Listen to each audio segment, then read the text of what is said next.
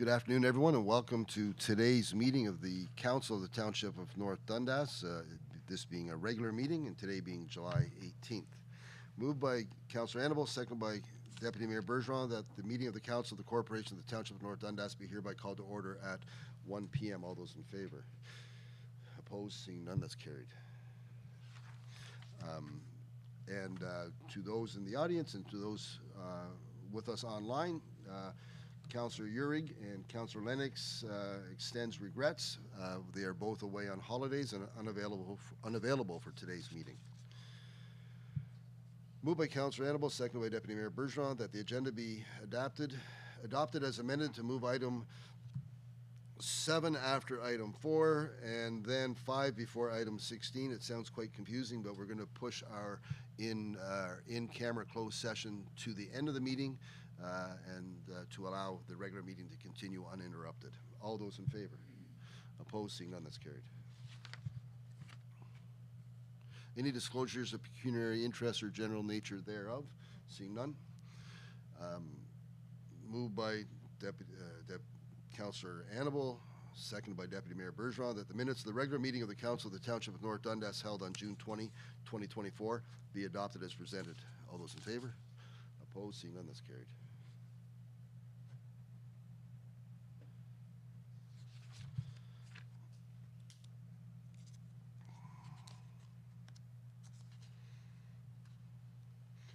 And at this point, we're going to move right into our delegations. We have one delegation with us tonight, and we have Burkett Foster with us. And please, Burkett, come ahead and just make sure your microphone is turned on. Thank you. Natalie tells me it is, so we should be good to go. It's on. Okay. Mr. Mayor, councilors, staff, thank you for inviting me to come and visit and tell you a little bit more about what's going on at Storm, because many of you have not kept up with all the things we've done since the pandemic started. We've done quite a bit, and I intend to show you that. You probably know that we've been in Stormont, Dundas, and Glengarry since I was a customer in 1999 and ordered a fiber from Storm, which bounced from Winchester down to from Metcalfe to Winchester into a fiber, which ended up being owned by the people from starts with a P. Somebody will remember Persona. this. Persona, yeah. They changed their name. They were Rural Canada Cable. They changed their name to Persona, and they got sold to a hedge fund in Texas. They got bought back as a part of Eastlink. So that's where that went. But the first fiber in Chesterville went to the M.B. Foster building. Now, do I hit? No. Okay. One moment while I learn. Oh, other way around. Okay, I got it. All right, so we've been around since 1996, and we've done a lot of work along the way. We've been here since 2015, as in Chesterville was the headquarters for Storm in this area, and we brought together a lot of things to be able to deliver both commercial and residential solutions. In fact, this is what our map looks like. Lots of people don't actually realize how many towers we have. The real truth is there are a big footprint that covers from the Quebec border over to Charbot Lake, and 250 towers. We own many of the 80 and 100-foot ones. We rent space on people's property to put them in, and then we rent space, on your water tower, as as a way of getting things done. And we put lots on top of silos and things like that. The actual footprint inside North Dundas, it looks like this. Customers are getting 250, which is 250 down and 250 up. Now, that probably sounds like a lot to you guys if you're running a residential, but from a business point of view, it manages to run Mike Dean's as an example, or IDP, because they do. And so it gives options for people to be able to get high-speed internet. If people ask, we can actually put new antennas on and increase speeds when they need it. The actual map with the customers on it looks like this. That's pretty interesting. There's a lot of customers in North Dundas that use us right now, and we're continuing to improve speeds and improve the way that the network is resilient, and helping customers with resilience as well. We have infrastructure. So our tower in South Mountain, for instance, is fed both from Brinston and from Inkerman. So, because we need redundancy in case one link goes down, the other link's still there. So we do a lot of work to make sure that there's redundant stuff on the towers and that we can always give a signal, or at least as much as possible. And the other thing people may not know is we've done 158 smart farms across, mostly I think we've got 2 in Ottawa and 156 here. And so with that, we do dairy, grain, and maple syrup, where we integrate the systems needed for those particular businesses and get it all up and running and give them a private network. So this is the map with all the smart farms on it. In MB Foster building in Chesterville, we have a tower out back. It supports a lot of customers, but it also supports a link right across the road to the Vanden Bosches because they got us a bunch of extra feet. And at some point, the trees all grew, so we needed the extra footage to be able to do that. But that actually supports B&G Automotive, the RV. It supports them. It supports Mike Dean's. It supports all kinds of places. On the water tower, this is what it looks like from the top. That's your water tower. That's what we actually look like on top of the water tower. That's what the room down in the basement looks like, where we actually wire everything to make sure that it all works properly for people. We're feeding, for instance, the Winchester Automotive is fed from there. And also the auction place. Sandy Row, we got a little tower in Sandy Row in South Mountain, and we feed them. We've got Inkerman, where we've added new higher speeds on New Life grain mills. Of course, you guys probably know we do Savita as well. Winchester Springs, see us on the top of the silo there? That little antenna, that's us. Also Kerrs Ridge. And in Hallville, you guys were asking last week or a couple weeks back, you were asking about coverage in Hallville. There's 2 kinds of coverage. One is wireless like this. It's called FWA, or fixed wireless access. But we also have access to Bell for fibers. We did a contract with Bell for fibers. It started in May, and we are rolling out fibers all over the area wherever Bell's put that. We also resell Rogers and Cogeco. So depending on what people need, we'll do that. But our own network is largely wireless and fed by a couple of very big nodes that feed back down to Toronto, because everything in Ontario goes back there. We've done Morewood, we've done Canamore. The rollout basically looks like this. We find a fiber, we feed a main tower, then we feed a bunch of subsidiary towers. And we have to take a look at every tower to figure out what the business case might be so we can get that done. So we're local. We're very local. You can almost hit a 9-iron, be there. But we're focused on the rural areas because the big guys were ignoring them till they got 100% subsidies, or big subsidies anyway. And now they're adding things. But I want you guys to know that we're still here. We're still doing things. We have done 2 fiber footprints. One is in Clayton. Clayton Lake is covered by us completely. We have over 400 customers on Clayton Lake. And they have never, between all of them, ever broken 3 gigs combined. Just because you keep seeing ads telling you need 3 gigs, that's like telling you that you need a 1,200 horsepower engine in your car, because you don't. So that's something that people might want to know. The average use, according to Perseem, who does traffic shaping, is 6-1, 6 down, 1 up from 5-1 last year. That's the average. And we can actually produce 2 gig symmetrical if somebody wants to pay the money to get that. We can do wireless 6 gigs, 2 gigs rather. We're committed to working and living in the area. I've been in Chesterville since 1986, so a long time there. Still have a software company running. Still have Storm working out of there, and we're doing the fairs, South Mountain, Chesterville, and so on, plowing matches, Highland Games. 5010 is the standard, but we're actually bumping all the 5010s to 5020s. And the reason for that is because lots of people have started to use Office in the cloud, and you need that. And of course, Zoom meetings or whatever kind of meeting you want to do. So all of that kind of stuff's there. And so we're doing a lot of work to upgrade people to slightly higher speeds because it smooths things out for them. We've also been expanding in a couple places, so we actually dropped in a couple towers, 200-foot towers into North Lancaster and Baynesville, and we're offering 100 down and 20 up on those ones already. That's basically what I think people will be doing 3 years from now. And we have a portable tower. So for the purposes of emergency services or for an event like the plowing match, we can pop a tower up. It's 110 feet tall, and we can provide a signal because we have all these towers that could feed it. With municipalities, we've worked with South Glengarry on those 2 towers. We've worked with North Stormont by taking all their vertical assets, like the fire station antennas and so on, and helping them actually get internet to the arena and all the other buildings there. In fact, we've done work on the arena here as well to help get better internet in the arena.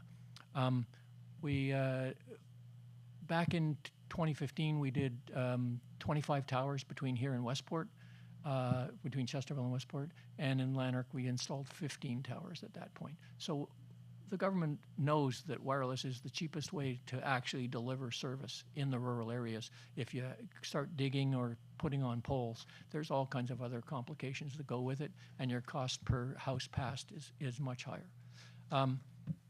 The Prescott Russell Industrial Park is done by us when Rogers and Bell wouldn't come. We worked with the EORN to deliver that.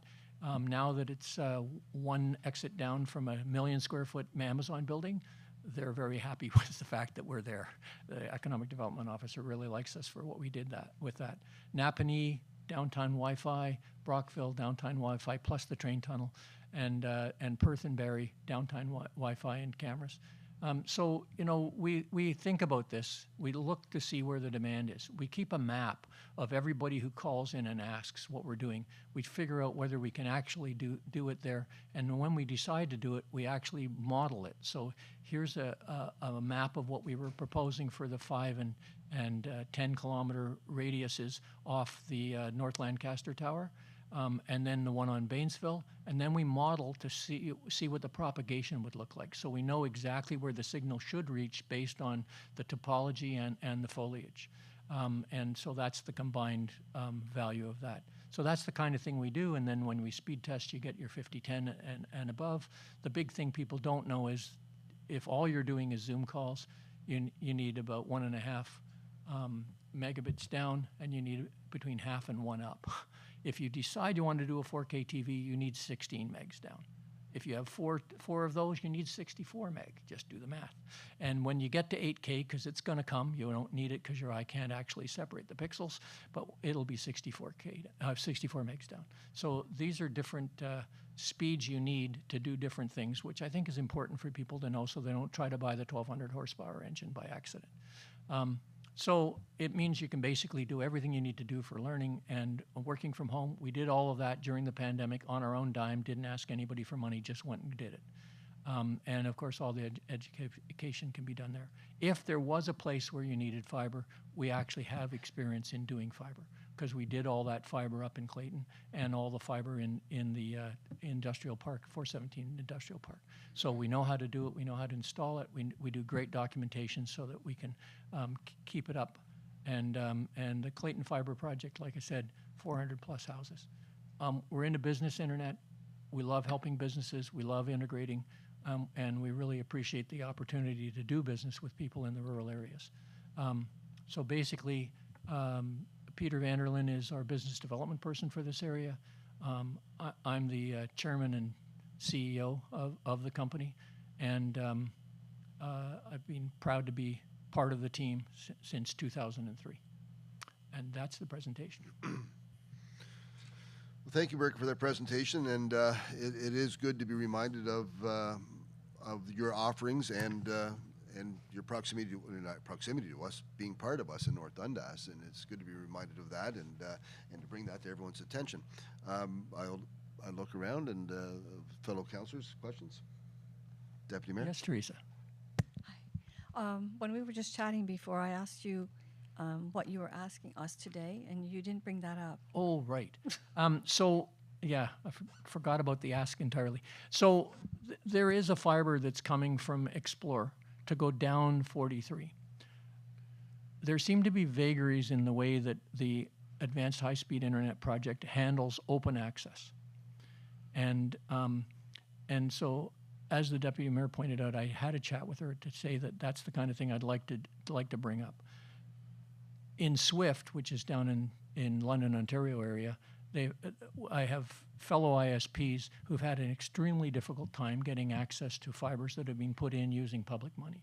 I'd just like to know that the council would write an appropriate letter, which I could probably draft and send, so you guys can just modify it. But to suggest to the advanced high-speed people that they really should be allowing other ISPs access to it. We're the dominant one in this neighborhood, but there's others, around that are small ISPs across Eastern Ontario where the footprint will be. And I think that I don't mind being the precedent to make sure other people get access to it. After all, the government's sending $354 million to a company that is actually owned by a hedge fund in New Jersey. So it's interesting that that's what's going on. And I'd like to see. And by the way, on the auction, if anybody's interested, they did eliminate 50 of the bidders. Storm was one of them, and they did that by asking for a cash bond with 3 weeks to the actual short runway. Anyway, it might not have been 3 weeks, but just before they asked for us to do a cash bond for 50% materials and 50% labor. We would have had to raise $2.5 million in that short period of time, and I can't do that.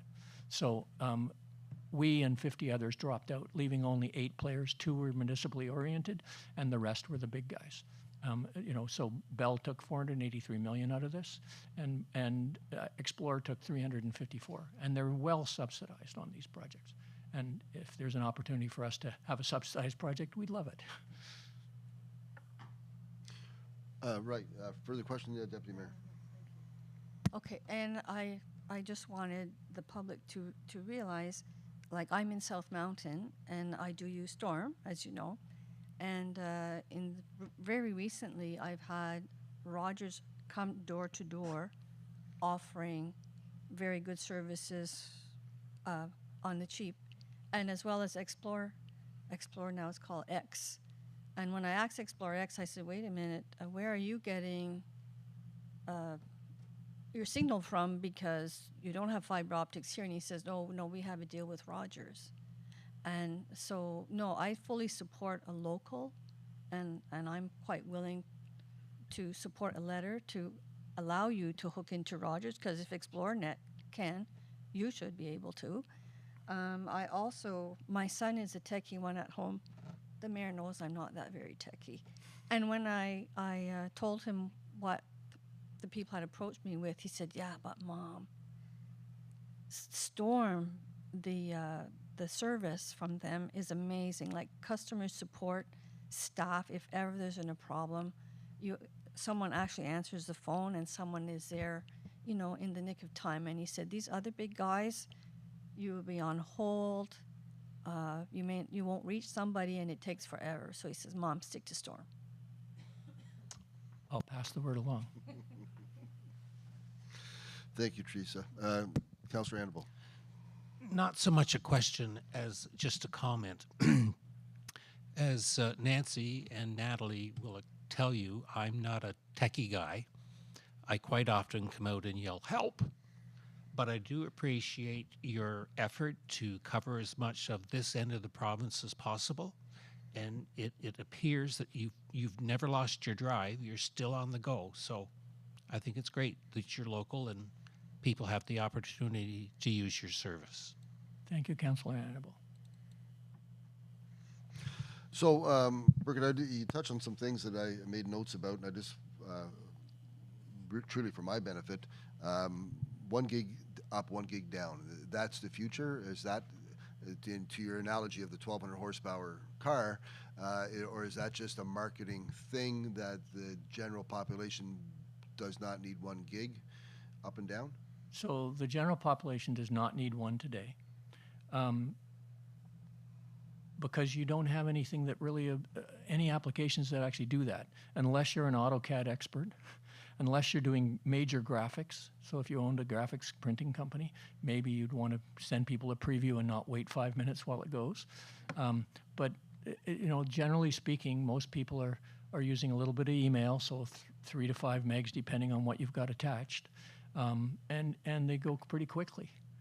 So the fact that we're doing 50/10 and 25/5 in most places now makes a big difference. You know, we're offering, and we're also upgrading along the way as well. So we're upgrading. You have to upgrade the backbone, so it's like upgrading a water main in order to provide something for a new subdivision. So same kind of idea. So when we know that there's new areas we're doing, we have to beef up the supply. Right, and that was something I've also noted is the upgrades and how they happen. But I guess it's not just you just don't turn a dial. There's work to be done in behind, or so. Yeah, that in was it. some cases we already have capacity at the tower, and if somebody says we need something higher speeds, we can actually just get that tower to run a little higher speed. So for instance, if there was an area that needs to get covered, and we already have an existing tower, it's not very hard for us to put up a sector, because the big expense is the 60 grand for the tower. Right. You know, so and getting the permits and right.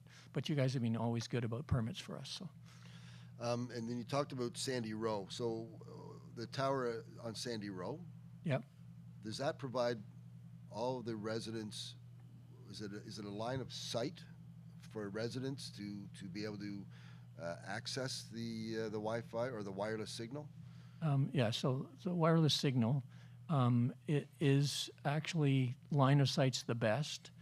You can do it with some leaves. We're working on a scheme that will actually penetrate trees. So we do have some frequencies that we're playing with where that would change things, and we would be able to supply for more heavily treated areas without getting somebody to buy the big tower, because towers went up from $600 to $1,200 during the pandemic because for some reason steel relied on the pandemic. I don't know, but Right.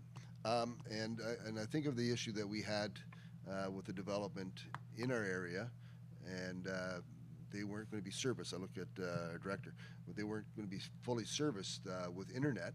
And I think you and I talked about that challenge. And how do we, as a township, ensure that our developments that are in the rural area or outside of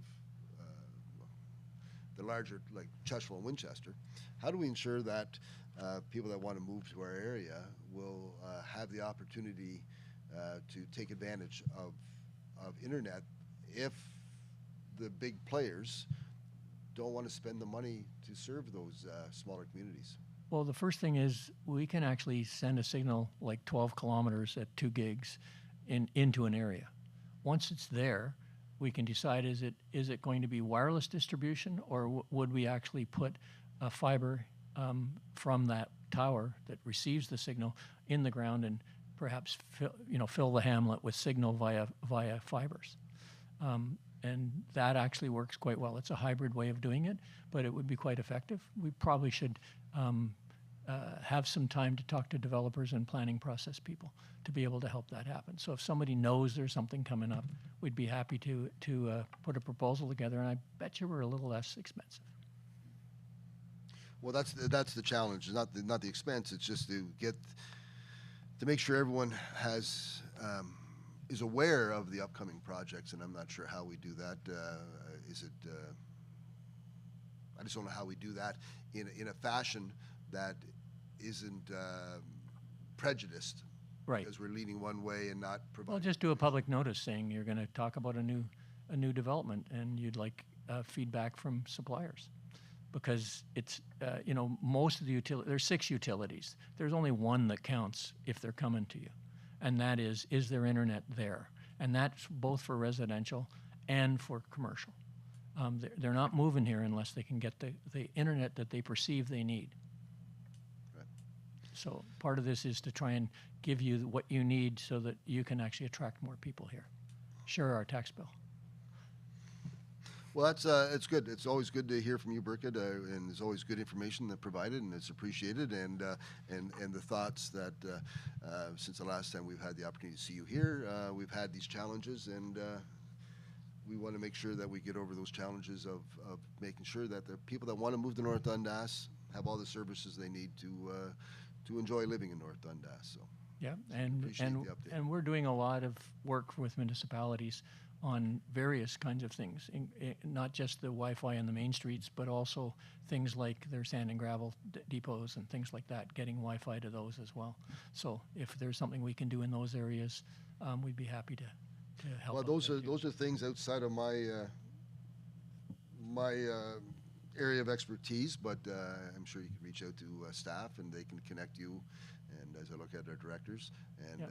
if there's opportunities to be investigated, I'm sure that everyone will come together and do that. So, Okay, if there's nothing else from council, Birgit, thank you very much. We appreciate your time.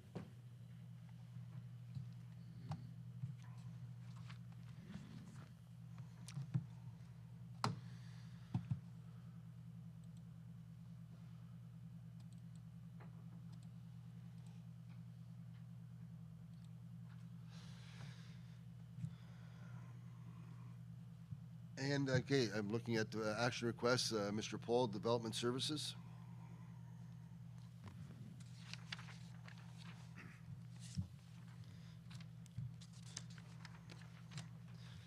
Moved by Councillor Annabelle, seconded by Deputy Mayor Bergeron, that bylaw number 2024-44 being a bylaw to enter into an agreement with the Township of Russell to utilize the Russell Township Animal Shelter be read and passed in open council, signed and sealed this 18th day of July 2024. Mr. Paul. Thank you, Mayor Fraser and members of council. So we're looking at a shared agreement with the Township of Russell to be able to utilize their pound on an as-needed basis as a backup at this point. And maybe going forward in the future, it will become a pound that we can utilize on a regular basis, depending how things pan out in South Dundas. Right now, they're looking with South Dundas, South Stormont, and North Stormont, we're all together using a pound, but that pound has surpassed its life expectancy. We've kept it hobbling along, getting through the ministry approvals for a number of years now. We looked at building a pound with all 4 municipalities. That became cost prohibitive, just the amount of dogs that we actually would use in it versus the maintenance of it and the operation, keeping people regularly going to the pound to keep an eye on the dogs that are in the pound. It was cost prohibitive, so each municipality kind of went its own way. North Stormont and ourselves, we've been looking at Russell Township and asked them and made inquiries. We've been to their pound a couple of times now to make sure it's all good, and it is. It's ministry approved. They maintain it with the staff that they have of, I think, 5 to 6 officers now. So it's maintained on a regular basis. And so they've offered on a per use basis a contract for us to utilize it as needed going forward, which is actually very cost effective for us rather than building a pound and maintaining it. So this is a great opportunity. If we need it, it's available. Thank you. Questions, comments? Seeing none, all those in favor? Oh. Oh, I'm sorry. Councillor Annabelle. It's just that it's not like we didn't know this was coming. You've warned us for 3-4 years now that the day was going to come. So I think it's a good move, and I think it's beneficial to the township. That's all I had. Thank you. All those in favor? Opposed? Seeing none, that's carried.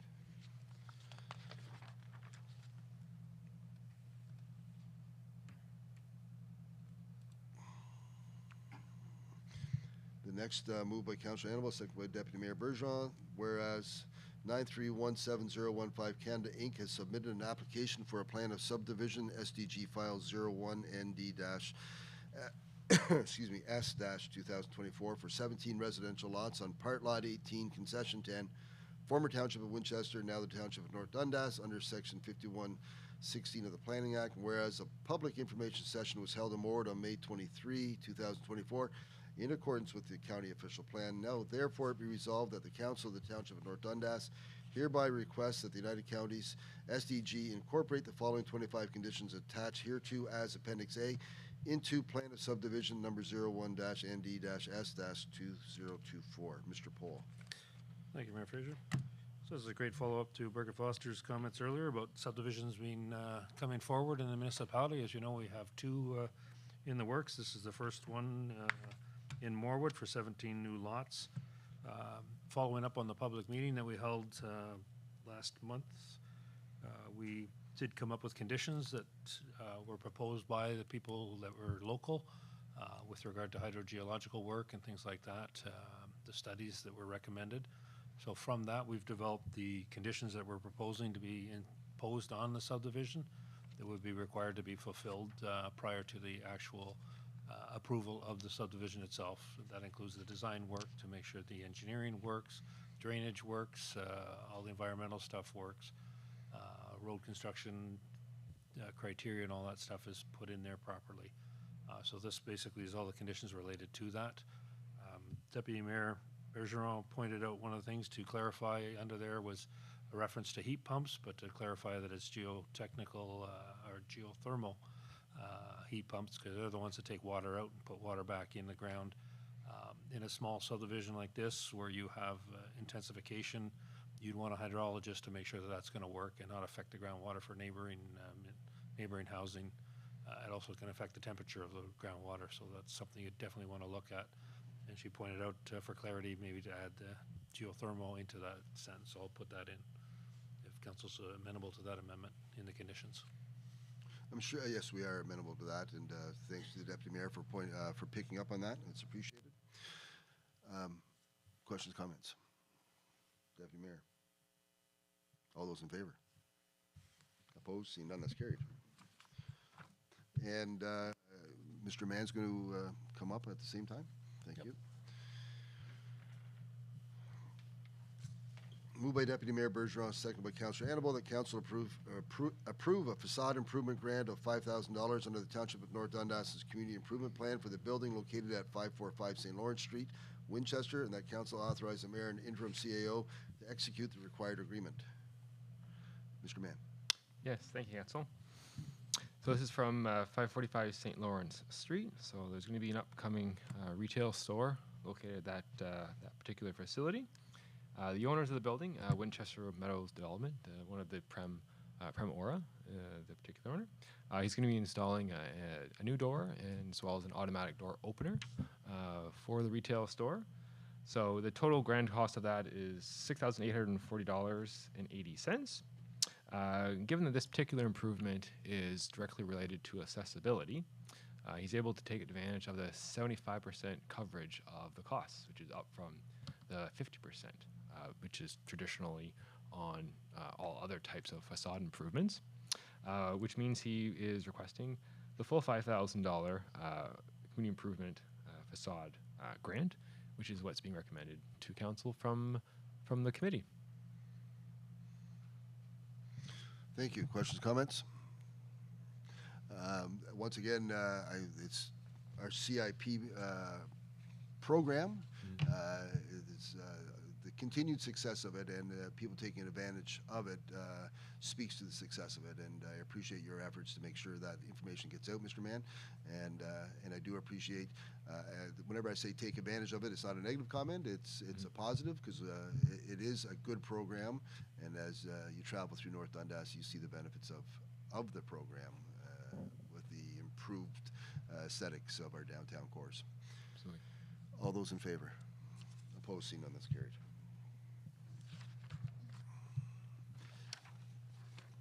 Moved by Councillor Annable, seconded by Deputy Mayor Bergeron, that council approve a signage and awning grant of $864.35 under the Township of North Dundas' Community Improvement Plan for the building located at 12054 Main Street, Unit D, Winchester, and that council authorize the mayor and interim CAO to execute the required agreement. Mr. Mann.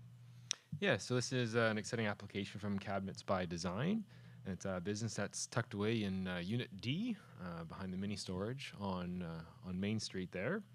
They've applied to update their signage, so they're having a new signs put on their pylon sign by the road, Medec door decals, a hanging sign, and some vinyl banners.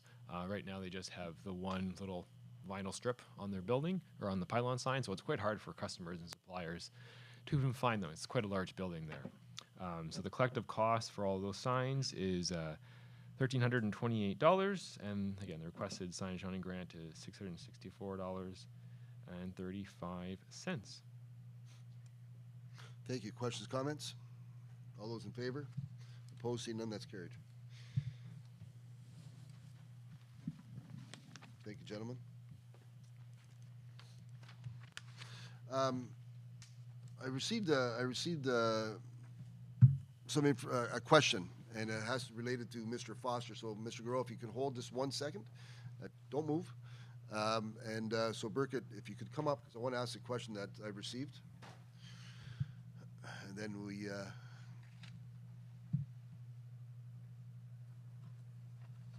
a staff member asked the question. I'll go ahead and ask it. So,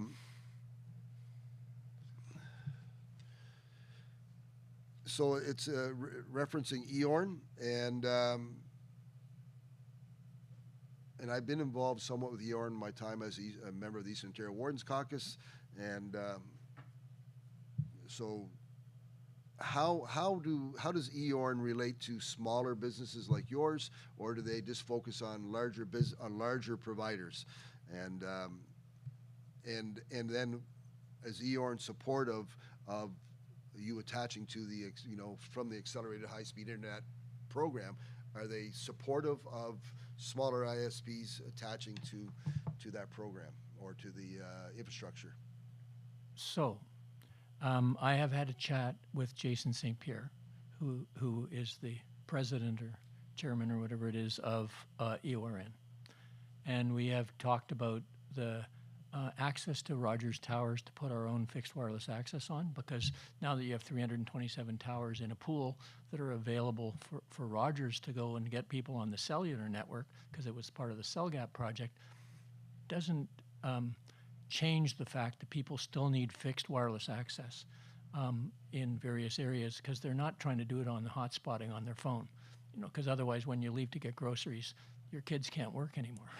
So those kinds of things are kind of important. Turns out that Rogers commercial rental people like to take a long time. So our first foray at it, they basically had a tower we were thinking about, and they basically looks like it's a 2-year process to get on the tower with our own fixed wireless. I did talk with our Rogers rep this week actually, and about getting access to there's things called hubs. They basically run off a SIM card, and we wanted to get them for failover, so that when something happens with our network, perhaps the Rogers network, we could fail somebody over. Really important for a retail store so that they can continue selling. So I've had that conversation, and they're trying to get us a wholesale price on being able to resell those. Right now, they're offering a residential package on them, but he knows that it would be a good thing, since we sell a bunch of Rogers fibers and cables. So the answer is that EORN is aware of us. I have to do another lunch with them to continue the conversation, and part of it is they were very busy trying to get the deal closed and finished with Rogers. Now they're getting regular reports, so I don't know if you saw the latest one, but it actually has pie charts showing how, a number of towers that are completed, which I thought was really good, that they finally got something so we could tell what's going on there. I think we saw that report recently at, if you could remind me, Mr. DeHaan, what was shared services of, but EORN, Jason St. Pierre attended. He gave the group from SDG Yeah. an overview, and those charts were part of that. It's a good program, in terms of it solves the cell problem, but it didn't actually solve the internet problem. So I don't think it solved the cell problem. It's solving the cell problem. Yeah. Well, it's true. It's not finished yet. No. And I think the other thing that people need to realize is, when you talk about internet access, it's not necessarily off your phone, although that you may be doing that. If you're trying to run your house, your fridge and your dishwasher, they don't go with your cell phone, right? So there's a lot of things people need to consider as we move towards smart houses, because we will. And as we move towards those, people have to think about what's the infrastructure required to support those. And it's not off a cell phone. The cell phone solves the cell phone problem. It does not solve the internet problem. No, and I'm aware of that. My daughter and son-in-law just moved into another house, and there's thermostats or devices throughout the rooms that monitor a Google thermostat, I guess maybe it is. Google And Nest. Google, yeah, and it's complicated. Yes. But it's the internet, And they all right? use internet, Yes. along with turning on and off those lights remotely, along with all the Spotify stuff, so they all compete for your Wi-Fi. Anyway, things to think about. It's not about the CellGap project. It's about getting real internet access. Using the infrastructure because that comes about because of the CellGap project. is Exactly. the idea. Okay. Exactly. Well, I do have opportunities to see Mr. St. Pierre once in a while, and we have a pretty good relationship, so I'll put that in I'll back be of out my there head. talking to him too. Thank you. Thanks for doing that, and thanks for the question. So, Mr. Garreau. Moved by Deputy Mayor Bergeron, second by Councillor Annable, that bylaw number 2024-48 being a bylaw to authorize the signing of the municipal funding agreement for the transfer of funds under the Canada Community Building Fund effective April 1, 2024 be read and passed in open council, signed and sealed this 18th day of July, 2024. Mr. Garreau. Good afternoon, Mr. Mayor, members of council. Yes, you have before you right now bylaw number 2024-48, exactly for the purposes that the mayor just stipulated. By way of a bit of background, this bylaw is necessary to satisfy AMO's requirements regarding the transfer of funds under the Canada Community Building Fund, which was previously known as the Gas Tax Fund. So if CCBF doesn't mean much to you, I'm sure you all recognize the Gas Tax Fund. It's just been renamed and rebranded a little bit. That gas tax fund is, of course, a permanent source of federal funding for our local infrastructure. The funds are provided to us twice per year, usually in late July and late November. We don't have to apply. It's just an e-transfer into the township bank account. And as council is well aware, those funds are used across all various different projects across the township. There's a little chart, not even a chart, just a tabulation of numbers, 5 years worth of the gas tax funding that we've been promised over the next 5 years. So this year's is $370,000, and in total over 5 years, that's $1,944,000. So just shy of $2 million we're going to receive in gas tax funding over the next 5 years. So all that is to say, AMO requires that council pass and sign a new bylaw every 10 years. They sent us an email on June the 14th. They were unequivocal in their stipulations of our requirements, and I copied that email for council. In quotation marks, actions required. These are their words. As soon as possible, please. So they're very polite about it all. They want us to pass a bylaw authorizing the MFA, this municipal funding agreement. They want to have the appropriate officers sign the MFA, that's the mayor and the clerk, and then they want us to submit that signed MFA via email, and then they point out that funds will not be distributed to your community until these three actions have been completed. So under options and discussion, obviously we're moving for approval of the recommendation. In financial analysis, we did budget to use $373,000 in change in gas tax funding for the 2024 fiscal year. Failure to adopt this bylaw would render us not eligible to receive that funding, which could result in the township not being able to financially carry out certain capital works that they budgeted for with those CCBF funds. The bylaw is attached, it's 24 pages. That's why it's so voluminous. Thank you. Thank you. Questions, comments, Deputy Mayor? This is a comment. I find it really interesting that they changed the name of the gas tax fund to Canada Community Building Fund because I guess they don't want people to know that electric vehicles are not paying this tax. All cars use roads and all cars should be paying the tax, but right now only people who fuel at the tanks are paying this tax. I think there's a province, I'm not remember if it's a province or a state that has started charging electric vehicles $200 a year tax. Is it BC? I can't remember. Maybe Alberta. Alberta? Okay, Alberta. So that those people pay their share of taxes because they use the roads just as much as we do. Yeah. So this is just an observation for the public. Thank you. I've already signed the document. Thank you for that. Not going to waste any time on this. All those in favor? Yeah, opposed? Seeing none, that's carried.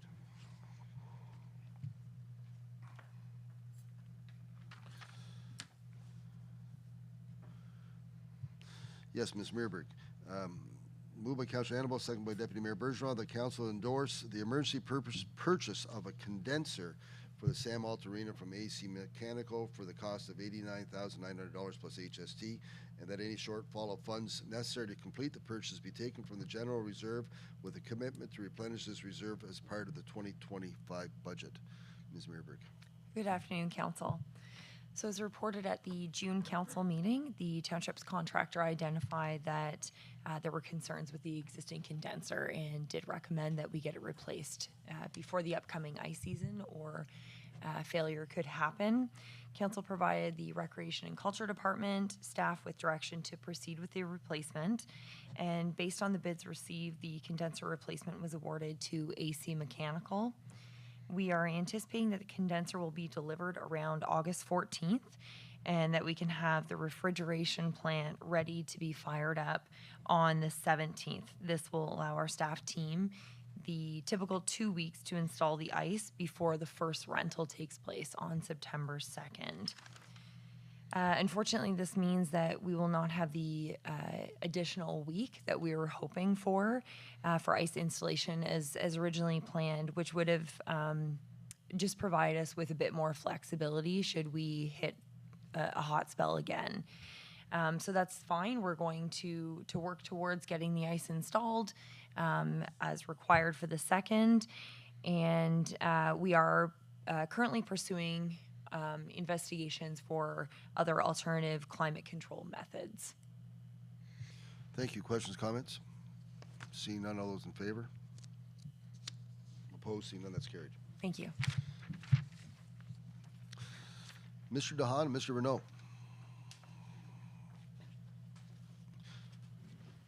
Moved by Deputy Mayor Bergeron, seconded by Councilor Annabelle, that council endorse the design standards and guidelines for subdivision and site plan control this 18th day of July 2024. Gentlemen.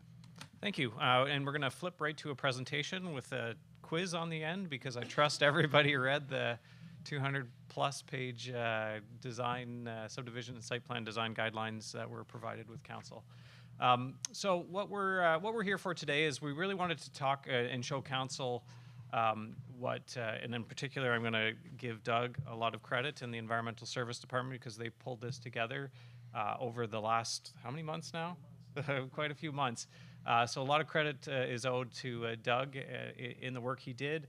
And at the same time, I do want to recognize that we did receive input from all the other departments, and there was a big team involved with actually kind of sitting down around a table talking about the various design guidelines and design elements that we typically provide to contractors and developers, and making sure that it was all consolidated into one complete document, and that's what this is really all about. So what this is a document that sets out our standards associated with design and construction of subdivisions and developments that are subject to site plan control, or excuse me, subdivisions, as well as developments that are subject to site plan control processes.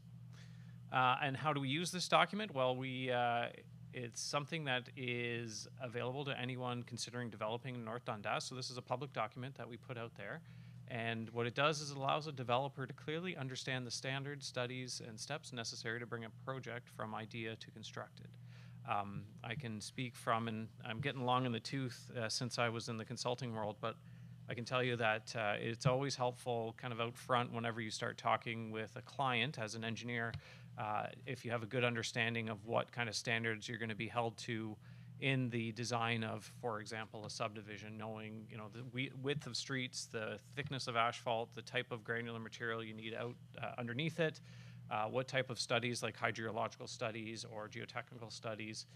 Just having that out right in front helps to start set some parameters for the design and helps to start put some costs together for people. Because, I mean, obviously, ultimately, at the end of the day, the big thing is the cost. How much is this subdivision going to cost me to put in the ground so that I know how much I have to sell my lots for to be able to recoup my money, and does it make sense? So having it all out from the outset is a huge, huge benefit to engineers and developers. So what are the standards based on? Really, they're put together, again, like I mentioned, by environmental services, a lot of support from public works and development services, and the staff working in those departments. Many of the standards, bylaws, and design requirements that are in this document have previously been used or referenced in various developments that we have throughout, or that we've supported throughout North Dundas. So really what I'm talking about here is, again, we've consolidated everything into one document, and where we know we were lacking or we needed a little bit more detail, we talked as a group and looked to different external resources such as the Ministry of Environment guidelines. City of Ottawa was a big one that we relied upon. Any other ones, Doug? No, and just also experience that other department heads, department directors have had with, different types of materials that have or haven't worked. So we provided for materials that we want to see in North Dundas that are proven and we have success with. So there was changes. Some of the City of Ottawa standards, ME standards, their guidelines as well, but not necessarily what they're saying it has to be installed. So we're changed those to be what we want to see installed when it comes to material of infrastructure. Perfect. And the other thing I really wanted to make sure I pointed out to council, this is not something, so from a staff perspective, this is a living document that we're going to continuously update. If there's a new type of pipe material that we really like as a municipality, a new technology that's out there, we're going to incorporate it into this document and kind of keep it up to date and fresh. So it's not something that's going to come back to council. Again, what we're really looking for is endorsement to use this going forward, but ultimately it's going to sit with staff to keep it updated, and obviously if there's any questions or concerns that come up through people or through council, we're happy to kind of talk about that and look at how we can improve things. So what's included in the document? So if you again, I trust everybody read every page of this thing. No worries if you haven't, obviously, but there's a wide gamut of material and information that's provided in this document. So, for example, the subdivision process, the step-by-step guide that's provided, and I think that's probably referenced from the United Counties, who publishes a similar thing.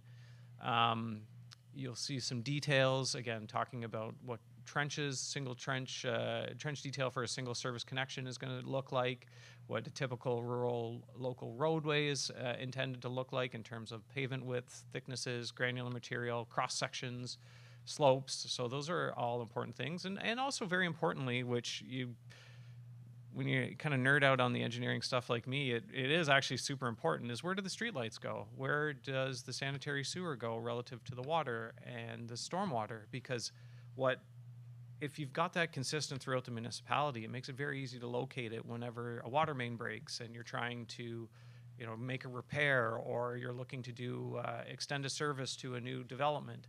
Just understanding kind of how all those things are, where they are in the X and Y and Z kind of plane is very, very useful. And if you can provide that consistency, it's very, very useful for the people that are putting in that material and fixing that material in the future. Other things that are included, like, for example, materials. So we kind of talked about different materials and what's acceptable and not acceptable. So we talk about granular A and granular B thicknesses, asphalt thicknesses, stuff like that. So there's just a wide variety of material that's available, that's provided in this. So ultimately, that's what it is. Like I said, Doug's going to administer the quiz now, so I'll let him do that. No, if there's any questions, we're happy to answer it. I think really what this is trying to be is just making sure council's on board, and it's intended to be a really good news story of progress within the municipality and how we're working with developers and trying to make things upfront and open and transparent. Is that it? Go ahead, Doug, please. No, yeah, I think Ben's addressed all of those points, and just also for our own forces and when we're doing our own work with our, public works department or anything that, it's kind of, call it a municipal standard as well for ourselves, that we use the same materials, and just as we're making the developers or other people working on infrastructure, that we're installing to the new design as well. So just an added point. Yeah, and thank you very much for that presentation. And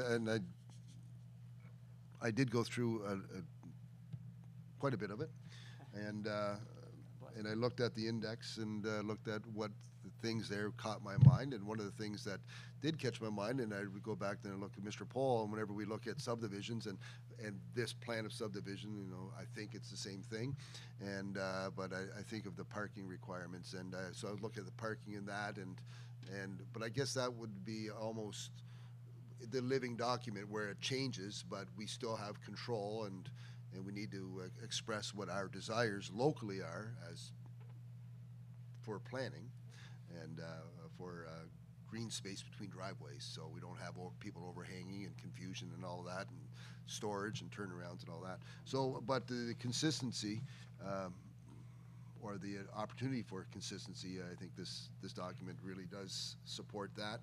And whenever you're talking, Mr. Renaud, about working with others, and then I think if it removes us from the silos or removes staff from the silos, so they're not working in one direction, and then to find out that it doesn't really coincide with the efforts of another group, another department. So there's that opportunity to make sure that you don't trip over yourselves, I guess.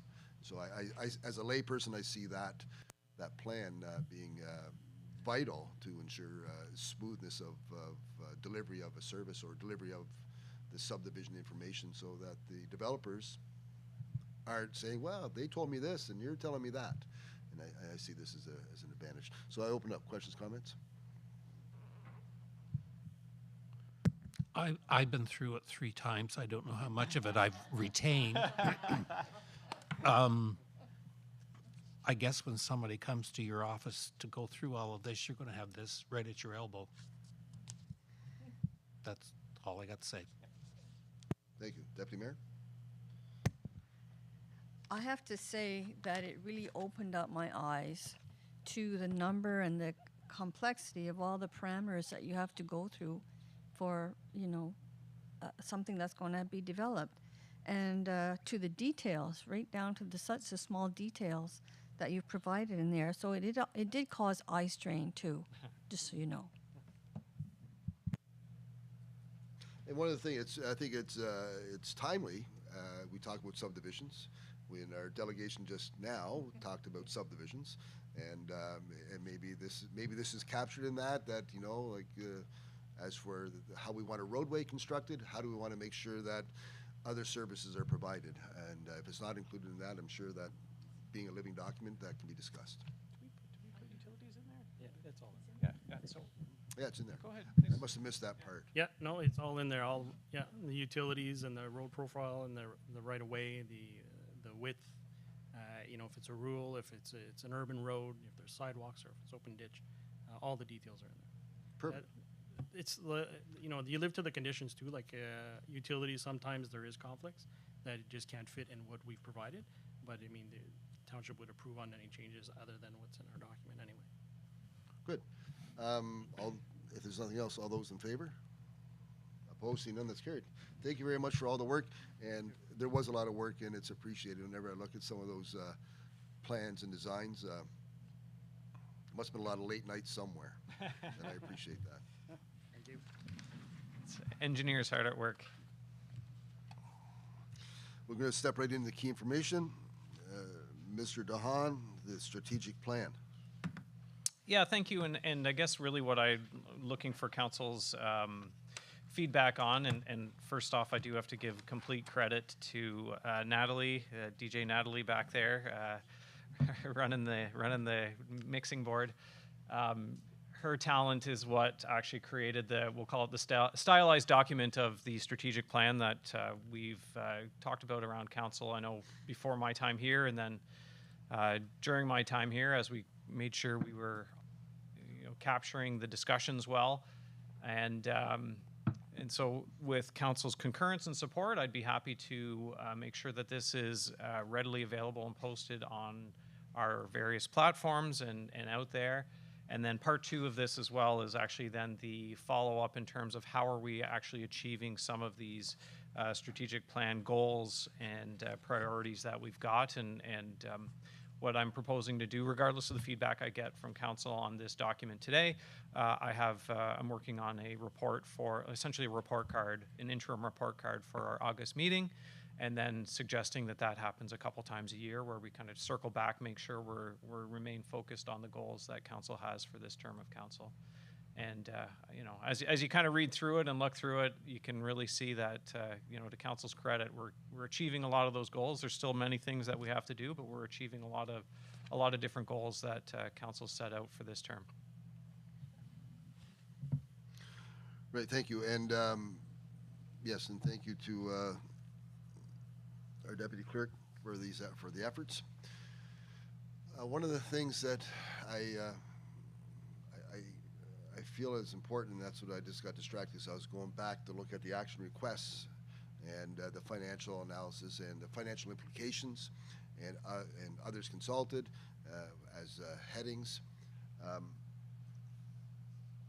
still interested in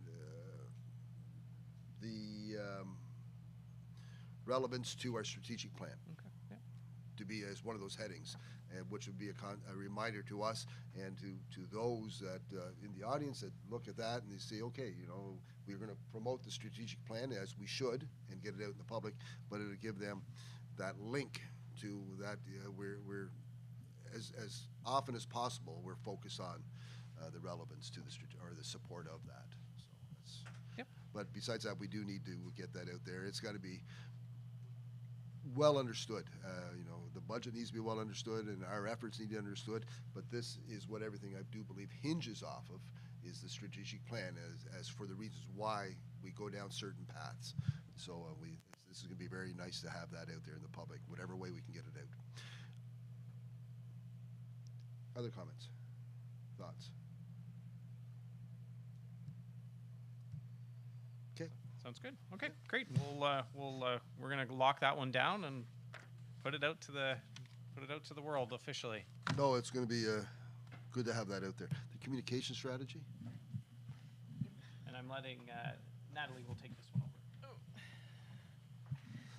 Thank you. Well, I just want to say welcome, Natalie. This will be, I think, your first time doing this for us. Yes. So Natalie, for those online and in the audience, Natalie Charette is our Deputy Clerk Communications Officer, and not new at sitting at a microphone, I'm sure, but new to us. Yes. Yes. So welcome. Thank you, Mr. Mayor. So this is just a key information report, which actually relates directly to the strategic plan that Mr. DeHaan just presented to council. So we have a number of priorities that were identified in the strategic plan, and one of them was actually a public communication and outreach with a focus on proactive and transparent messaging to create a positive image of the municipality. So the goal of this priority was to enhance the image and public confidence in the township. There were 5 methods that were identified, and them being proactive on social media, focusing on positive reflections of the township and boasting about our successes and progress, creating a communication strategy and increasing our presence on other platforms, publishing post-council meeting highlights on the township website and through notifications, and finally providing the public with better access to data to improve transparency and illustrate how we allocate resources. So there was discussion amongst staff, and we recognize that there is an opportunity for us to be more proactive in our communication to the residents of North Dundas, and we are taking steps to do that. We also identify that we need to improve internal communications in order to improve our external communications. So our interim CAO has invited myself to the directors' meetings every week in order to be updated on any communications that need to go out to residents that week, and just checking in with the heads of the departments and different staff members when there's updates that need to be made on projects or things that are going out. And as council knows, there's also been more communication sent out to council so that they're more aware of what's happening within the municipality. Then we're also looking to change our voice on social media to make it more of a social media page and not as much of a website kind of message going out to residents. There needs to be an identified difference to help with traction and engagement. And so far it has been working.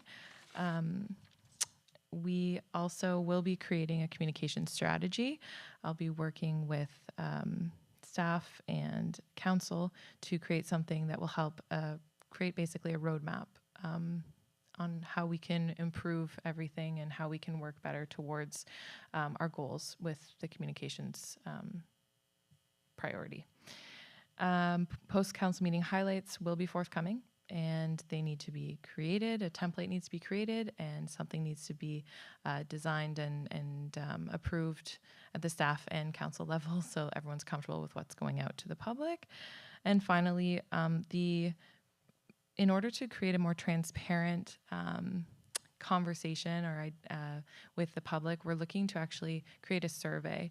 It was actually brought to us from Councillor Lennox and suggested that there's something that we could do there in order to also assist council with their budget deliberations. So we're looking to create a survey that'll go out to the public this year, and hopefully we will have input from heads of departments and from council in order to create this and identify the priorities and the questions that we will be able to ask.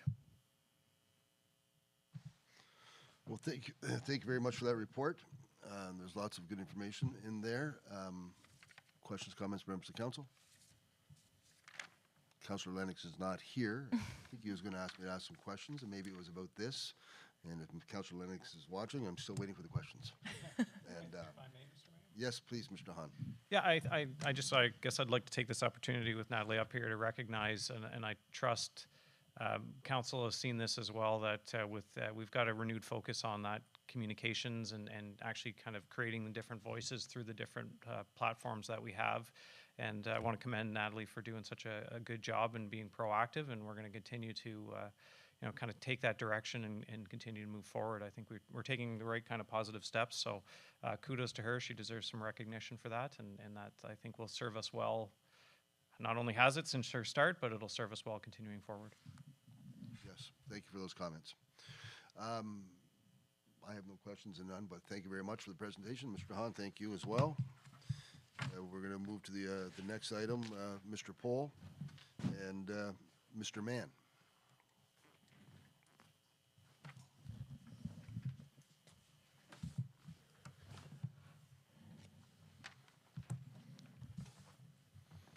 Yes. Yes, good afternoon again, Council. Was away because I coughed. So before you today is key information report on the resource guide budget.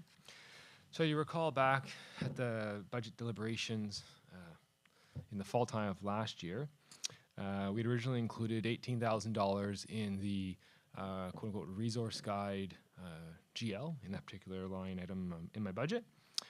Council at the time had decided to not proceed with the actual project of the Explore North Dundas, which we've done for many years. In lieu of that, to take those funds and use it for other purposes. Wasn't exactly laid out at the time, but generally to promote the township and to support local businesses. Since then, those funds have been only used for the creation of the 2 tax bills. So they go out in February and in May, June. They get mailed out with the invoices. Aside from that, the funds have sat idle. And kind of dovetailing with the CIP action requests this afternoon, I'm proposing that 12,000 of the 18,000 be allocated via a budget amendment in the fall as I continue to use through the existing CIP funds. As the report details, we'd budgeted $15,000 for CIP grants. This excludes loans because that's not budgeted for exactly. With the 2 CIPs that were approved tonight, brings us to a little over $16,500 in allocated or approved grant funds from the CIP. With this $12,000, it would take care of the $1,500 shortfall and then allocate $10,000 for forthcoming CIPs for the balance of the year. So that would be the proposal. The balance of the funds would be used for advertising for the municipality through events on Facebook or in newspapers for the balance of the year, and then any funds left in that would be put in a reserve for the communication strategy that we just heard about a few moments ago for 2025. And then obviously for next year's budget, we'll more accurately plan for the CIP intake, given it is more now. We'll definitely increase the amounts we put for those particular line items. And so that would be the proposal, and I definitely welcome council's input if they'd like to see the funds used for anything else as well, other than what I've mentioned this afternoon. Thank you. And Mr. Bull? Yeah, just as a follow-up, in past budgets, we didn't always use the CIP money. We didn't have enough applications, so that money is not put into a reserve, which we could have done. It just goes into the general fund of unused money. This has been a very successful year. Stephen's been getting many, many applications for CIP money. So these are kind of, we're hoping that you could have dragged it forward from money that was unused, but now we're looking for, well, how do we fund some of these new applications?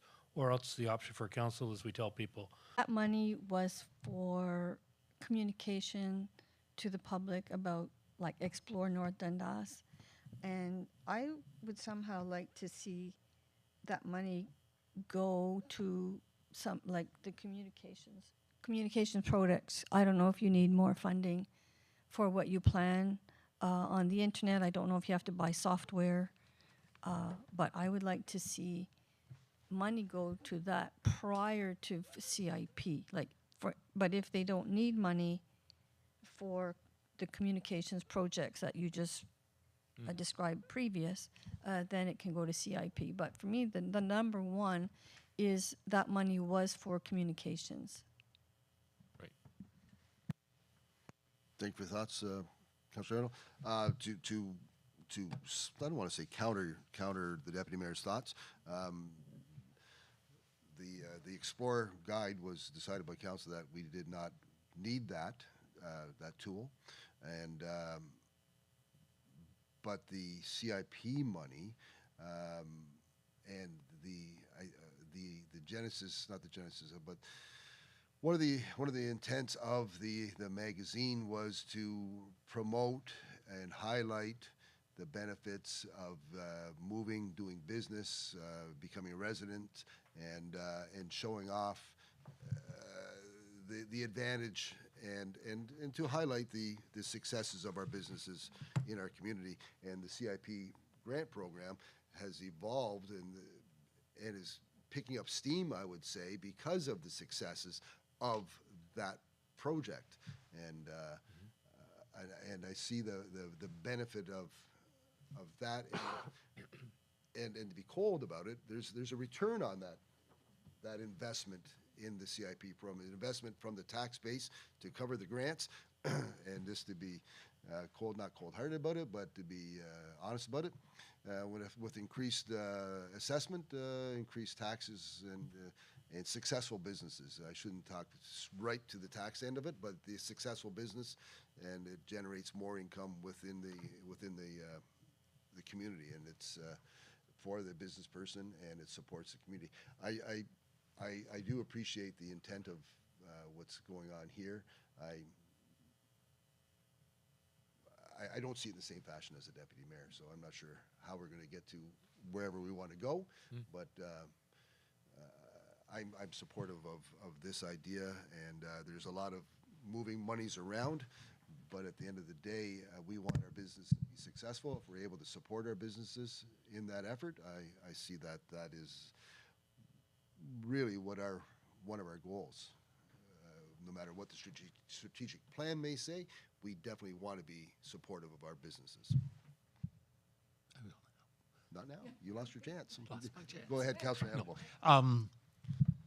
I wish there was something like this around when I started 45 years ago. It's a great program. I would like to see the money stay in the CIP. All you have to do is drive through town or any of the towns, and you're bound to see somebody who's taken advantage of the grant and they're working. So it's good. I will say good PR, but it looks to the customer that everybody's trying. Yes. Thank you. Thank you for that. Is there anything else, gentlemen? No, that would be sufficient. Thank you. so just one item. So not all the CIP money actually goes out in a year. Sometimes people decide not to do a project, and then they may apply next year.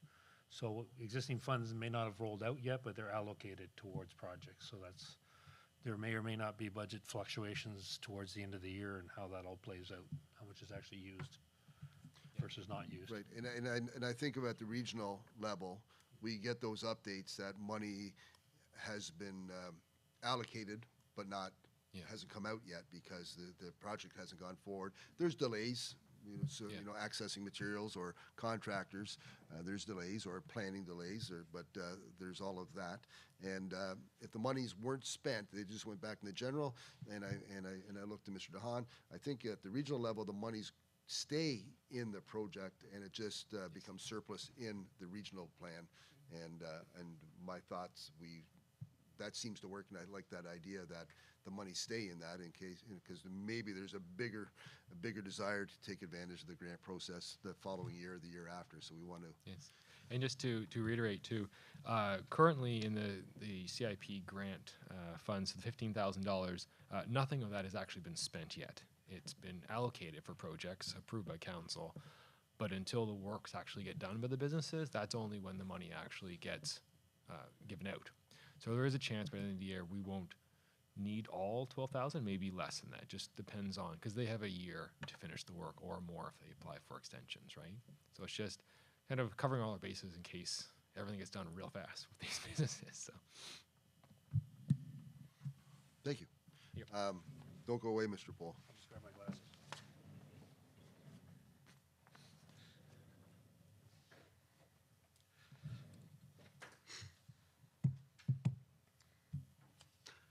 Something of interest?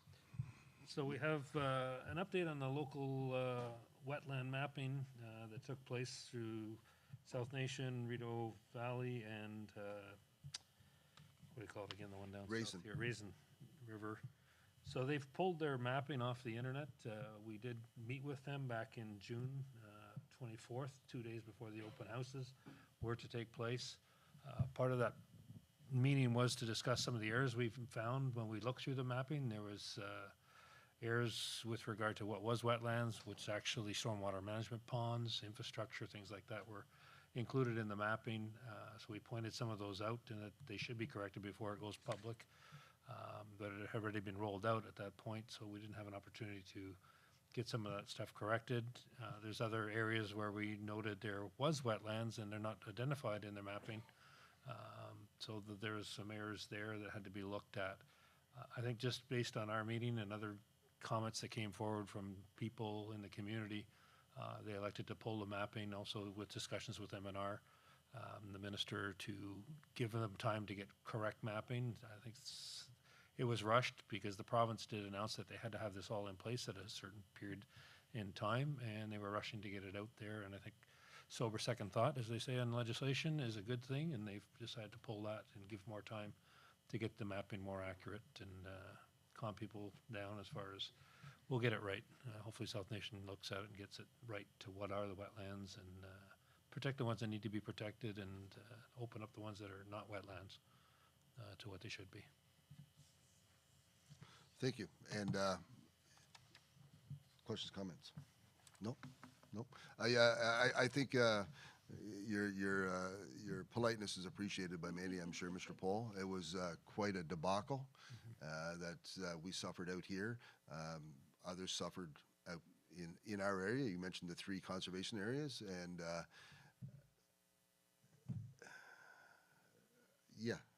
and the province, I believe, probably suggested that they pull the mapping to make sure that the residents, the voices were heard and the local understanding was expressed, and things were modified to ensure that, as someone mentioned sitting there last meeting, that our landfill wasn't considered a wetland, and which it's just beyond me how we got to that point. That, and it wasn't the province that identified it; it was local, and but it did cause some upset in our ag community, and rightly so.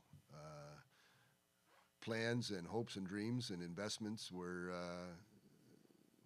on a thread there for a while, and so it's good that sober second thought, and I'm quite confident that it'll be gotten right, and consultation will go forward, and this mistake, I truly hope does not happen again. It caused a lot of upset for a lot of people unnecessarily. And some developers who purchased land to develop now found themselves in a wetland and there's walnut trees on there that don't grow in wetlands, and it's like, well, why is this a wetland? And they were quite upset because, yeah, you're making significant investments in land and infrastructure and stuff to be told you can't do it. So that was quite upsetting for some of the people that trying to move forward with their developments, which they thought were not wetlands and can prove it's not wetlands, but the mapping showed it as wetland. So, yeah, there was a lot of upset people. Yes, and rightly so. So thank you for that update. I was wondering if we're going to get an update. It's been a little bit of radio silence from South Nation Conservation Authority in the last little while since that announcement. And yeah, I'll continue biting my tongue. Thank you. Chief, Fire Services update.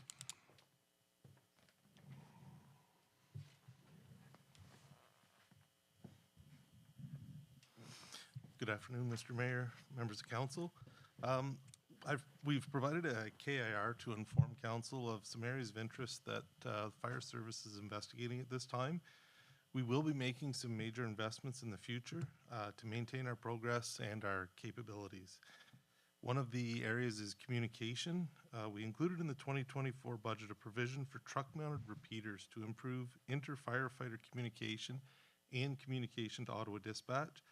This is an ongoing issue. For various reasons over the years, it has not been prioritized. It is viewed now as a major health and safety issue on fire scenes that effective communication is not getting back. Some of our communications are not being covered in the dispatch reports we get back. We've communicated to dispatch. They've not been able to hear through static or whatever reasons. So some of our statistics are maybe off because of some of our communications. So last year, when I talked to some suppliers, they indicated a truck-mounted repeater was the way to go. Met with a new potential supplier as we were preparing the RFP. And so now I've pulled back the RFP because this new supplier has indicated that potentially an antenna on the water tower in Winchester, which is absolutely central to our municipality, would boost the communication ability. So I met with them today. They're very positive. So we may be changing our focus on how we improve these communications. So obviously we'll update council as that progresses. Additionally, this new method is much more user-friendly method for the firefighters on scene. They're not having to switch channels and turn on and off repeaters. It's just going to be the same old, key your mic and you're speaking. So much more user-friendly system. So the second area was training. Training has been progressing very, very well in order to meet the mandates. We have decided to use only courses offered by the Ontario Fire College at this time. We found, and other municipalities found, some of the outside agencies, the Fire College or the Fire Marshal is not recognizing those. So we want to make sure that everybody's being recognized for the work they're putting in. So we want to, we're continuing on that. We'll be focusing very shortly on our technical rescues. The main one of that will be extrication, MVC auto extrication. That is one of our larger volumes of calls, so we want to make sure that we're focused on that.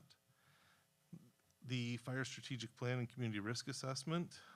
At this time, we have completed the community risk assessment, which was mandated by the OFM to be done by July 1st, 2024. Found out afterwards, it was estimated that only 25% of the municipalities in Ontario made it. So happy to say we were one of them. The consultant for the community risk, for the strategic plan will be or may have already reached out to members of council for some input on that document. So we look forward to hearing what you have to say or may have already said.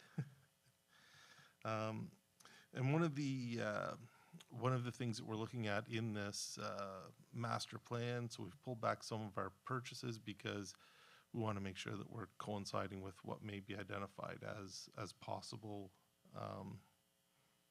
purchases or deficiencies that we currently have that they may identify.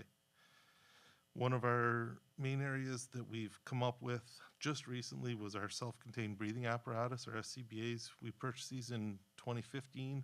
At 2018, they were deemed end of service life by the manufacturer.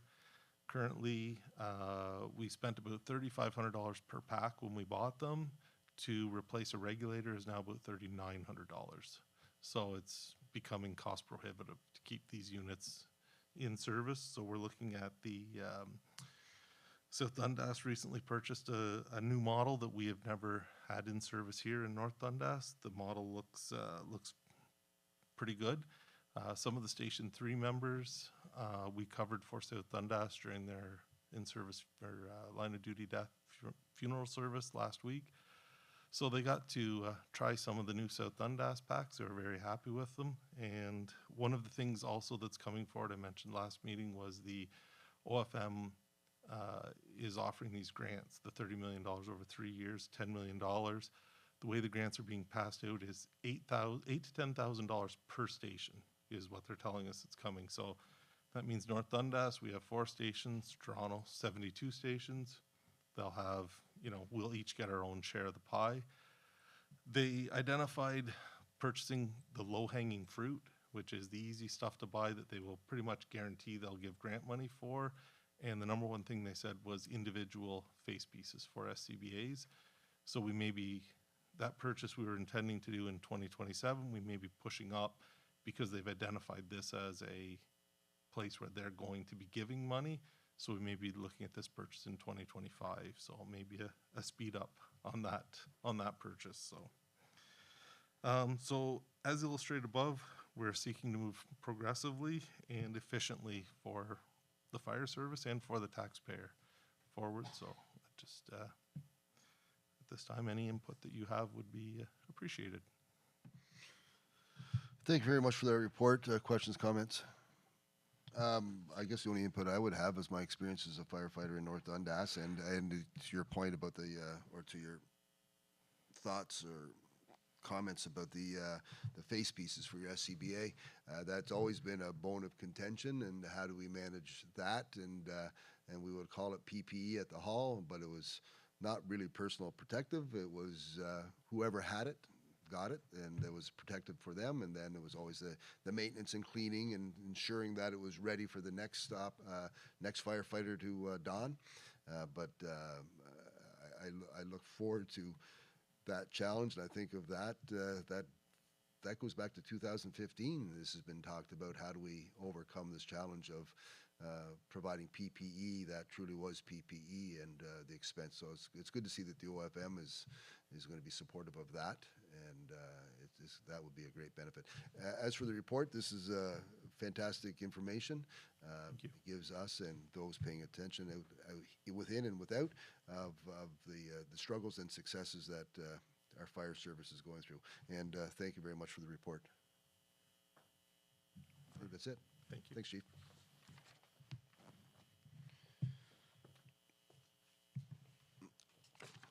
Ms. Meerberg.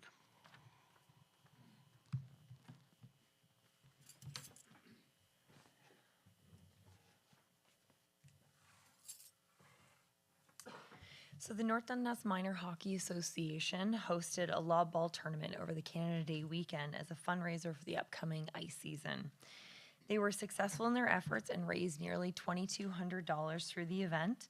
They are requesting that council support their event by refunding the $452 paid in facility rental and insurance fees so they can maximize their efforts. Staff are requesting that council please provide direction regarding this request, as we know that support of local minor sports is very important. Thank you. Thoughts?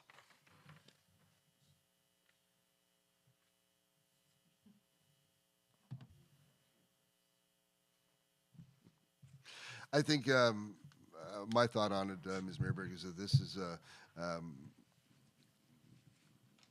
I think we have to acknowledge the effort that the North Dundas Minor Hockey Association has put forward to help generate fees, to help generate funds to support North Dundas, to support minor hockey in North Dundas. And I think we have to recognize their efforts, and a donation of $452 in essence is what it would be. Yes. Yeah, and I'm quite comfortable with that. Minor hockey, all minor sports are important in North Dundas. It's important to all families and all residents. It's a benefit to everyone. So I think this is a small sign of support for minor hockey from the township of North Dundas. I'm comfortable with this. I hope everyone else is. Okay, Thank you. thanks.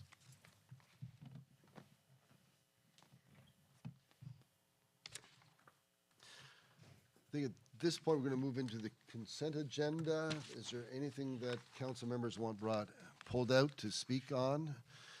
No? Before I read the consent agenda, directors, managers, staff, is there anything you want brought forward, you want to mention before I read it? Moved by Councillor Annable, second by Deputy Mayor Bergeron, that all items listed under the consent agenda be approved or filed as recommended. All those in favor? Opposed? Seeing none, that's carried.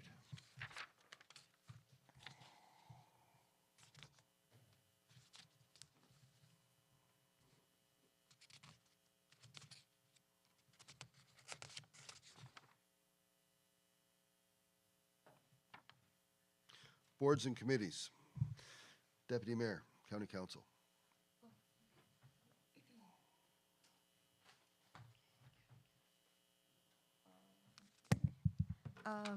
So this year, every year, we elect a new warden. The warden who is sitting has a choice to stay on for a second year if he requests to do so. And the warden this year has declined, and so we have two new names. We have Martin Lang, who is of South Glengarry, and we have Brian McGillis, who is of South Stormont. And the election or the voting will take place on August 26th.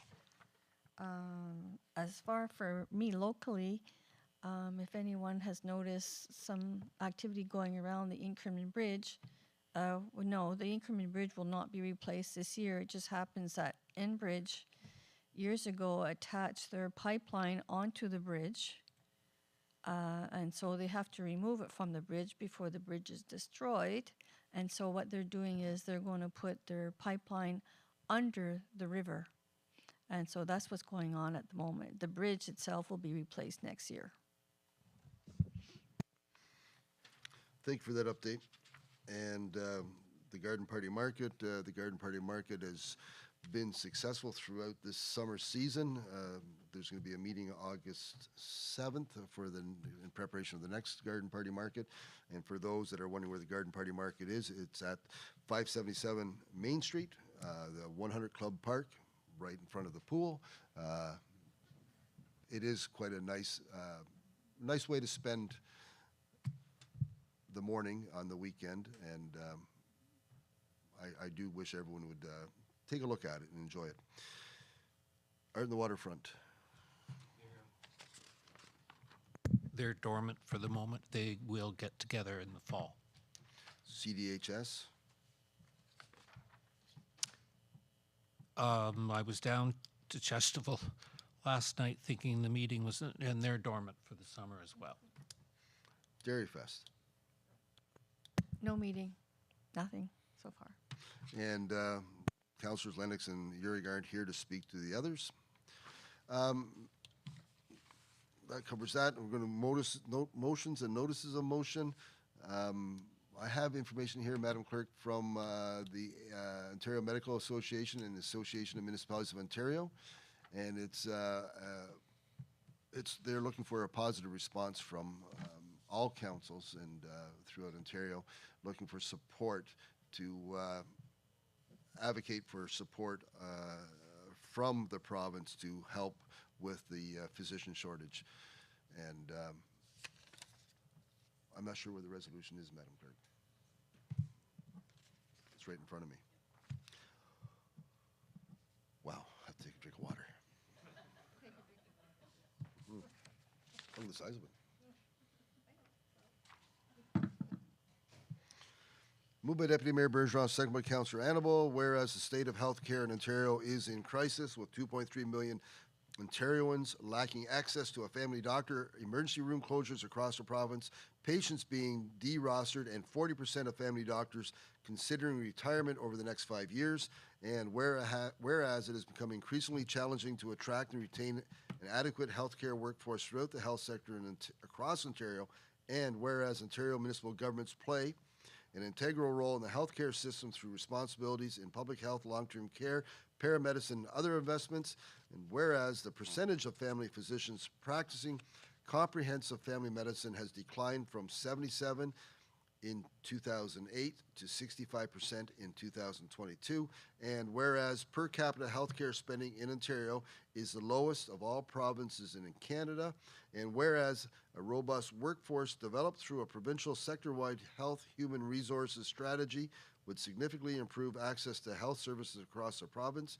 Now therefore be resolved that the Council of the Township of North Dundas urges the province of Ontario to recognize the physician shortage in the Township of North Dundas and Ontario, to fund health care appropriately and ensure every Ontarian has access to physician care. Questions, comments? All those in favor? Opposed, seeing none, that's carried. Petitions, council comments, miscellaneous. Seeing none, at this point, we're going to move into closed session.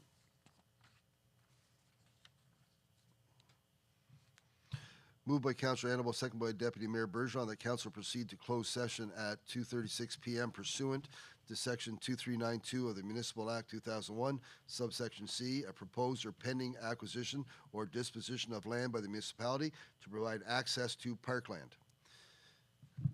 All those in favor? Opposing them, that's... Oh, carried. So we're going to, and Madam Clerk, how long do you expect this to be? 5, 10 minutes? So, and then later on, for those that are in the audience, at 3 o'clock, we're going to have our staff recognition and awards at 3 o'clock, and there's cake. So we're going to be 5 or 10 minutes, and then we'll be getting ready for the next thing at 3 o'clock. So please don't go far.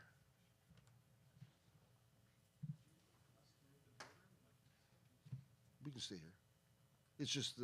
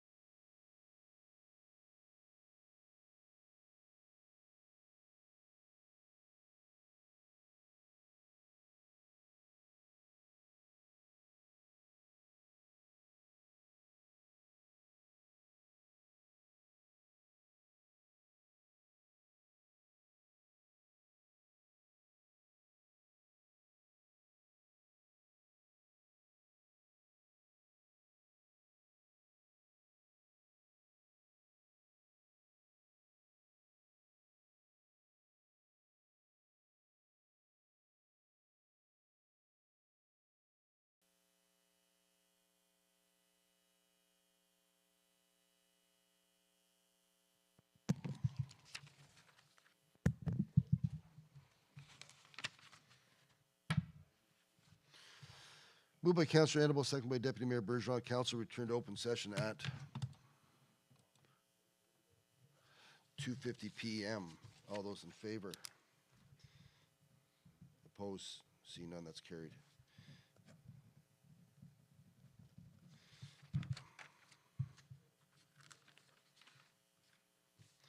Moved by Councillor Annabelle, second by Deputy Mayor Bergeron, that staff proceed as directed during closed session. All those in favor? Opposed? See none, that's carried. Our in-camera session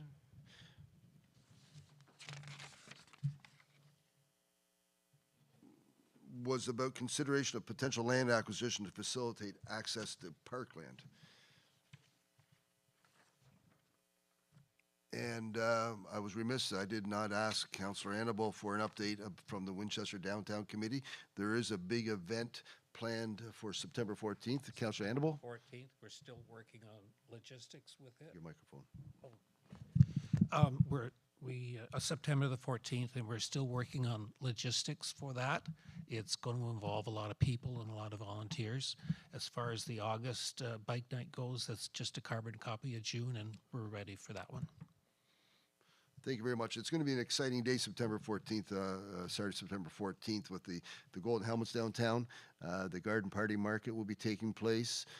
Bike night will take place following the Golden Helmets. And our local Foodland, Mr. Pettigrew, Dan Pettigrew, is sponsoring bouncy castles. And so it's going to be a full day of events and activities on Saturday, September 14th, Township North Dundas in Winchester, in support of the great project, the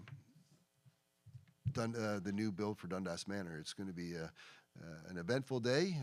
We just have to count on good weather, or good enough weather, maybe not fantastic. We can take what we can get, but the excitement is already, I know from the Downtown Committee, they're pretty passionate and pretty excited and working hard towards to it.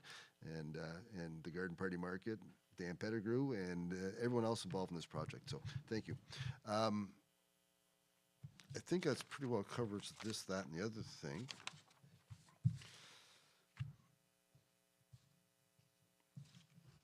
Moved by Councillor Annabelle, seconded by Deputy Mayor Bergeron, that bylaw number 2024-49 to adopt, confirm, and ratify matters dealt with by resolution be read and passed in open council, signed and sealed this 18th day of July 2024. All those in favor? Opposed? Seeing none, that's carried.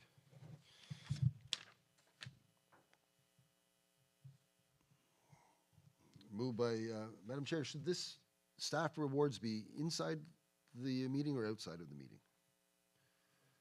Outside? Moved by Deputy Mayor Bergeron, second by Councillor Annabelle, that council adjourn at 2:53 PM to the call of the chair. All those in favor? Opposed? Seeing none, that's carried.